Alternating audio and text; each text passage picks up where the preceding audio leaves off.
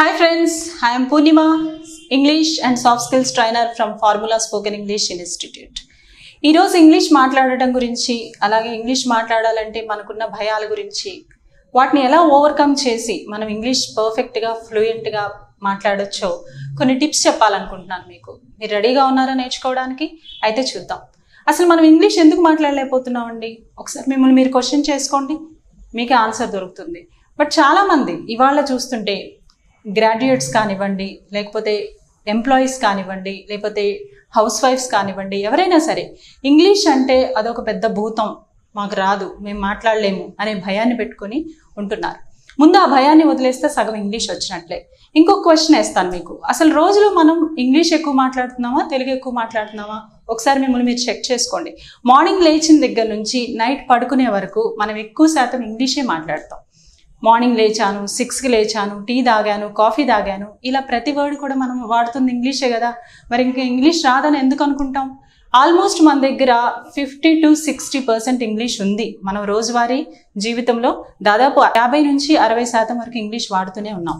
ఇక మిగతాది మనకి ఒక సిస్టమాటిక్ వేలో నేర్చుకోగలిగితే 100% ఇంగ్లీష్ పర్ఫెక్ట్గా మాట్లాడొచ్చు. అయితే ఎలాంటి టిప్స్ ఫాలో చేస్తే మనకి ఇంగ్లీష్ కరెక్ట్గా ఫ్లూయెంట్గా వస్తుంది, ఆ భయాన్ని కూడా మనం వదిలేసి పర్ఫెక్ట్గా మాట్లాడగలమో చూద్దాం. ఏంటి ఆ టిప్స్ అంటే, ఫస్ట్ ఇంగ్లీష్ స్పీకింగ్లోకి వచ్చినప్పుడు గ్రామర్ చాలా అవసరం అండి. తెలుగుకైనా ఇంగ్లీష్కైనా మరి ఏ లాంగ్వేజ్కైనా గ్రామర్ అనేది మనకు పర్ఫెక్ట్గా రావాలి. గ్రామర్ అంటే ఏం లేదు, రూల్స్ అండ్ రెగ్యులేషన్స్ ఫాలో చేయటం. ఆమె వచ్చాడు అనం కదా తెలుగులో, ఆమె వచ్చింది అంటాం, అదే గ్రామర్.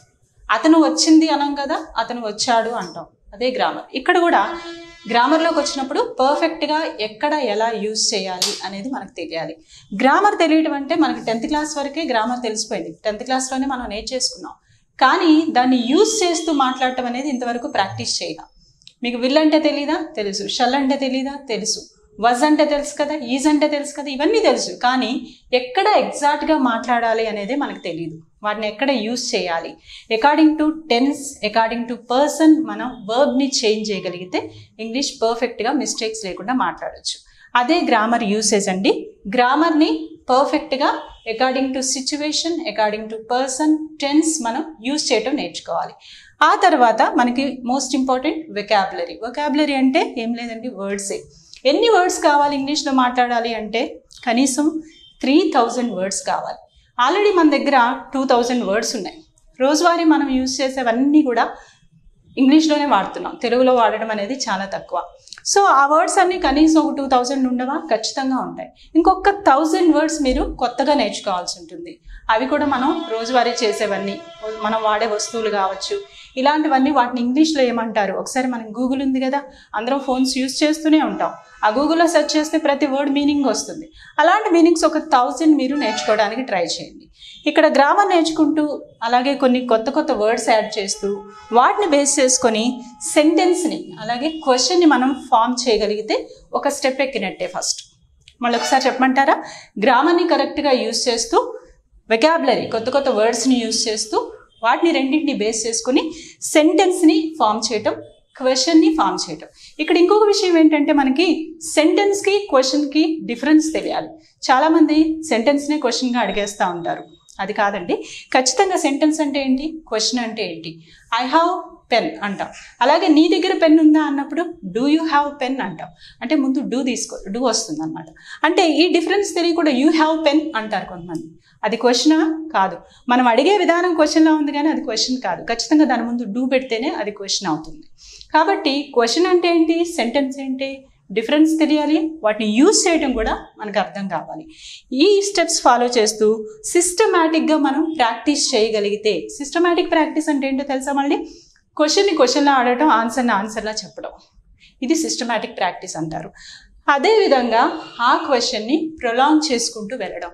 ఒక క్వశ్చన్ వేసి ఒక ఆన్సర్ దగ్గర ఆగిపోతే మనం ఎక్కువసేపు మాట్లాడలేము.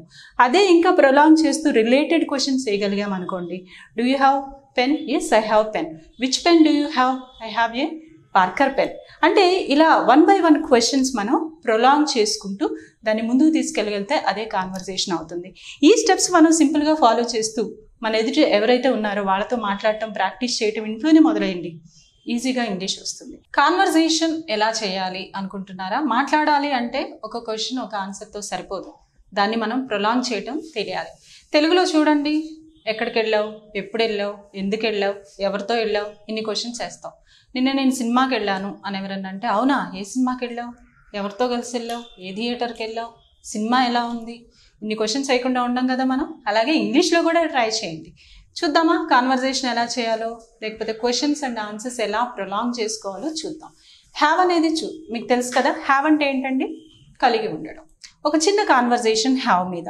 ఒకవేళ మీరు ఎవరికన్నా నీకు కారు ఉందా అని అడగాలంటే, ఇవాళ జనరల్ క్వశ్చన్ కదా, నీకు మొబైల్ ఉందా, నీకు కారు ఉందా, నీకు బైక్ ఉందా, ఇలా అడుగుతూ ఉంటాం. So do you have car? Do అనేది ముందుకు వస్తే క్వశ్చన్ అయిపోయింది. ఇదే డూ తీసేస్తే యూ హ్యావ్ కార్ అంటే నీకు కారు ఉంది అని మనం చెప్పినట్టు. ఇది స్టేట్మెంట్ అవుతుంది, మనమే చెప్తున్నాం నీకు కారు ఉంది.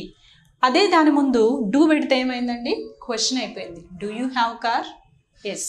కార్ ఏం ఆన్సర్ వస్తుంది ఇక్కడ? Yes, I have a car. Next question ఏమడుగుతాం? జనరల్గా తెలుగులో అయితే ఏమడుగుతాం? ఏ కార్ ఉంది నీకు అంటాం కదా. అలాగే which car do you have? ఏం యాడ్ చేస్తున్నాం? క్వశ్చన్ వర్డ్స్ యాడ్ చేస్తున్నాం. క్వశ్చన్ వర్డ్స్ అంటే what, when, why, which, how many, how long, ఇలాంటివన్నీ కూడా క్వశ్చన్ వర్డ్స్. అవి జస్ట్ ముందు ఏ క్వశ్చన్ అయితే ఉందో దాని ముందు యాడ్ చేసుకుంటూ వెళ్తే అదే కాన్వర్సేషన్ అవుతుంది. డూ యూ హ్యావ్ కార్ తర్వాత నెక్స్ట్ క్వశ్చన్ ఏం అడుగుతాం? జనరల్గా తెలుగులో ఫస్ట్ మనం తెలుగులో ఆలోచిద్దాం. తెలుగులో ఊహించుకోండి, ఇది అడుగుతా కదా, నెక్స్ట్ దాన్ని ఇంగ్లీష్లో ట్రై చేయండి. అంటే which car do you have? I have a Swift car. Next question ఏమడుగుతావు? అవునా, ఏ కలర్ కార్ ఉంది? ఎస్, అక్కడికే వద్దాం. Which colour car do you have? ఏం అడుగుతున్నావు? I have a. ఆన్సర్ ఏమని చెప్తాం? I have a red colour car లేదా I have a black colour car. Next ఎన్ని కార్లు ఉన్నాయి నీకు? అదొకటేనా, ఇంకా ఎక్కువ ఉన్నాయా? సో అడగొచ్చు కదా ఆ క్వశ్చన్ కూడా. So how many cars do you have? ఎన్ని కార్లు ఉన్నాయి? ఒకటే ఉంది. I have only one car. అయితే నీకు బైక్ లేదా? తెలుగులో ఇలా అడుగుతాం కదా. ఇంగ్లీష్లో ఏం అడగాలి? డూ బదులు క్వశ్చన్లోనే నెగిటివ్ తీసుకొచ్చి don't you have bike? I don't have bike లేదా ఐ హ్యావ్ బైక్ ఆల్సో. ఇదే కాన్వర్జేషన్. దీన్ని ఇంకా ప్రొలాంగ్ చేసుకోవచ్చు కదా. నీకు ఇంకా బైక్ ఎందుకు లేదు? Why don't you have bike? So ఇలా మనం వన్ క్వశ్చన్ తర్వాత ఇంకొక క్వశ్చన్ని ప్రొలాంగ్ చేసుకుంటూ వెళ్ళగలిగితే కాన్వర్జేషన్ ఈజీ అవుతుంది. ఈరోజు మీరు ఇంట్లో ఎవరితో ఉన్నారో వాళ్ళతో ఒకసారి ఇదే కాన్వర్జేషన్ ట్రై చేయండి. ఇంకా కొన్ని కొత్తగా క్వశ్చన్స్ యాడ్ చేస్తూ కొత్తగా ఆన్సర్స్ చేస్తూ చేయగలుగుతారు. సో మళ్ళీ ఒకసారి చూడండి, ఈ క్వశ్చన్ వర్డ్స్ని యాడ్ చేస్తూ మనం క్వశ్చన్ అండ్ ఆన్సర్ని ప్రొలాంగ్ చేసుకోగలిగితే కాన్వర్జేషన్ అనేది ఈజీగా వస్తుంది. మీరు ఇంగ్లీష్లో మాట్లాడాలి అనుకునే ప్రతి వర్డ్ని ముందు, ప్రతి సెంటెన్స్ని ముందు తెలుగులో ఊహించుకోండి. ఏం క్వశ్చన్ ఇదైతే నేను ఏ క్వశ్చన్ వేస్తాను, అదే క్వశ్చన్ మళ్ళీ మనం ఇంగ్లీష్లో ఎలా ట్రాన్స్లేట్ చేసుకోవాలి. గ్రామటికల్ మిస్టేక్స్ లేకుండా ముందు స్టేట్మెంట్ని అలాగే క్వశ్చన్ని కూడా ఫ్రేమ్ చేసుకొని దాన్ని మనం ప్రాక్టీస్లో పెట్టగలిగితే ఇంగ్లీష్ మాట్లాడటం చాలా ఈజీగా ఉంటుందండి. ఇప్పుడు ఇది చూస్తుంటే మీకు కష్టంగా అనిపిస్తుందా అండి? ఇంగ్లీష్ కాన్వర్జేషన్ చేయడం కష్టం అనిపించిందా? లేదు, చాలా ఈజీ. నిజం చెప్పాలంటే తెలుగు కంటే ఈజీ. కాకపోతే తెలుగు మనం చిన్నప్పటి నుంచి నేర్చుకున్నాం, అది మదర్ టంగ్ కాబట్టి అది ఈజీగా అనిపించింది. కానీ తెలుగు కంటే ఇంగ్లీష్ చాలా చాలా ఈజీగా వస్తుంది. ఇప్పుడు మీరు ఇది ఫ్రేమ్ చేయటం ఎంత ఈజీగా ఉందో ఇంకో కాన్వర్జేషన్ చేయటం కూడా అంతే ఈజీ. మీరు ఏమీ భయపడకుండా ఈరోజే ఇదే హ్యావ్ని ఉపయోగిస్తూ ఇంకొక క్వశ్చన్ని ఇంకొక ఆన్సర్ అంటే ఒక కాన్వర్జేషన్ ఫ్రేమ్ చేయడానికి ట్రై చేయండి. అలాగే మీ ఇంట్లో ఎవరున్నా సరే సిగ్గుపడకుండా భయపడకుండా వాళ్ళని కూడా కూర్చోబెట్టి వాళ్ళతో కాన్వర్జేషన్ చేయడానికి ప్రయత్నించండి. ఖచ్చితంగా మీకు ఇంగ్లీష్ చాలా ఫ్లూయెంట్గా వస్తుంది. ఇంకా ఇంగ్లీష్ గురించి టిప్స్ ఎలా మాట్లాడాలో వాటి గురించిన వివరాలు తెలుసుకోవాలనుకుంటే నెక్స్ట్ వీడియో ఖచ్చితంగా చూడండి.